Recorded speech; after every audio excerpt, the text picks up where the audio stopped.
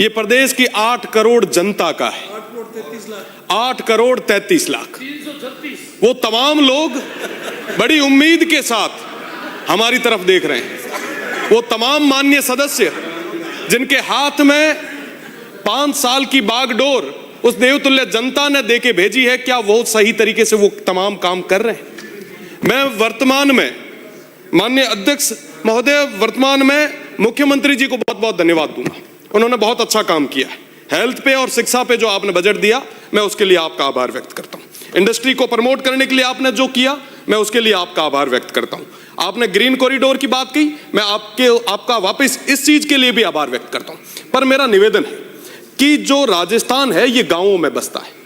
मेरा निवेदन है कि गांवों को हम किस तरीके से मजबूत करें, रूरल इकोनॉमी को किस तरीके से हम मोटिवेट करके आगे बढ़ाएं, इस पे हमें ध्यान देने की जरूरत है।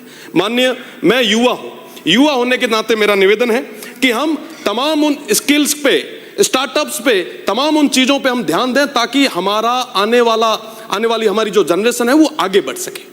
हम कहते हैं कि साहब हम 2047 तक विकसित होंगे। हम विकसित तब हो पाएंगे जब हमारा युवा विकसित होगा, वो उस तरीके से काम करेगा। साथ ही साथ ये जो बजट है, ये सिर्फ एक सत्ता पक्ष की जिम्मेदारी नहीं है। विपक्ष के मेरे तमाम जितने भी सम्माननीय सदस्य हैं, बड़े भाई हैं, उन सभी से भी निवेदन है कि प्रदेश को आगे बढ़ाने के लिए हम सभी को मिलकर सामूहिक रूप से काम करना होगा।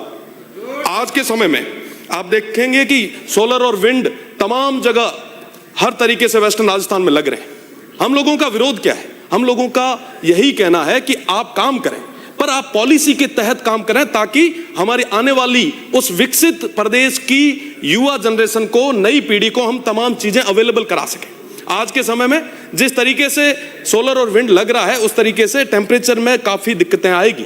आने वाले समय में हम उसके लिए क्या काम कर सकते हैं, मुझे लगता है कि इस पे बहुत ज्यादा काम करने की जरूरत है। साथ ही साथ मेरा निवेदन रहेगा वापस कि हम यूथ को किस तरीके से आगे, आज के समय में तमाम जितने भी विकसित देश है, चाहे विकसित प्रदेश है, उन लोगों ने किस तरीके से काम किया। हम तो भारत है साहब, भारत तो सबसे मजबूत देश रहा है, तमाम ऋषि मुनियों का देश रहा है, तमाम चीजें हम कर सकते हैं। हमारे लोगों के पास वो मजबूत हिम्मत है, वो ताकत है। निश्चित रूप से उन्हें आगे बढ़ाने की जरूरत है। साथ ही साथ मैं वेस्टर्न राजस्थान से आता हूं। वेस्टर्न राजस्थान में बॉर्डर टूरिज्म को बढ़ाने की जरूरत है। अगर हम बॉर्डर टूरिज्म को बढ़ाएंगे तो निश्चित रूप से हर व्यक्ति को कहीं ना कहीं रोजगार मिलेगा। साथ ही साथ मेरी प्रदेश की सरकार से निवेदन रहेगा कि मुफ्त जो हम तमाम चीजें बांटते हैं वो हम बंद करें, ताकि हमारा जो बजट है वो सही दिशा में खर्च हो सके। आज के समय में तमाम चीजें मैं ना आरोप पक्ष पे लगाऊंगा ना विपक्ष पे लगाऊंगा। मोबाइल देना, तमाम चीजें या डायरेक्ट पैसा देना कतई ठीक नहीं। आज के समय में अगर हम उनको रोजगार के माध्यम से अपलिफ्ट करेंगे तो निश्चित रूप से ये प्रदेश आगे बढ़ेगा। आज जिन जिन लोगों ने भी, जिन जिन प्रदेशों ने, जिन जिन देशों ने मुफ्त में पैसे बांटे हैं, उनकी आने वाली पीढ़ियां कमजोर हुई है। हमारे लोग हमेशा संघर्ष करने वाले लोग रहे हैं। आप उनको संसाधन उपलब्ध कराएं। हाँ, मूलभूत सुविधाओं की जरूरत है। आप बिजली दें, आप पानी दें, आप शिक्षा दें, आप चिकित्सा दें, वो तमाम चीजें दें जिनकी जरूरत आर्थिक रूप से हमारे कमजोर लोगों को है।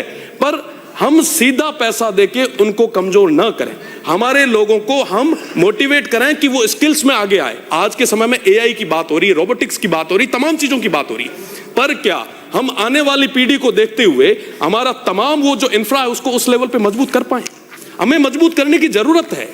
तमाम क्षेत्र जो है एआई के वर्ल्ड में, अभी मैं बोल रहा हूं एआई ऑटोमेटिक उसको लिख रहा है, पर उस जमाने में हम हमारे स्टूडेंट्स को, हमारे युवाओं को अभी तक सिर्फ ग्रेजुएट ही कर रहे हैं और पढ़े लिखे तमाम उन युवा बेरोजगारों की हम फौज खड़ी कर देंगे। हमें इस और ध्यान देना होगा। हमारे प्रदेश को आगे बढ़ाने के लिए इन युवाओं को मजबूत करना है। 2047 तक की बात चल रही है। 2047 तक भगवान सभी को लंबी उम्र दे, बस चुनिंदा ही लोग रह पाएंगे जो 2047 तक यहां रहे। आने वाली पीढ़ी को अगर हम मजबूत करेंगे तो मजबूत नेतृत्व को हम, हमारा प्रदेश जो है वो सौंप के जाएंगे।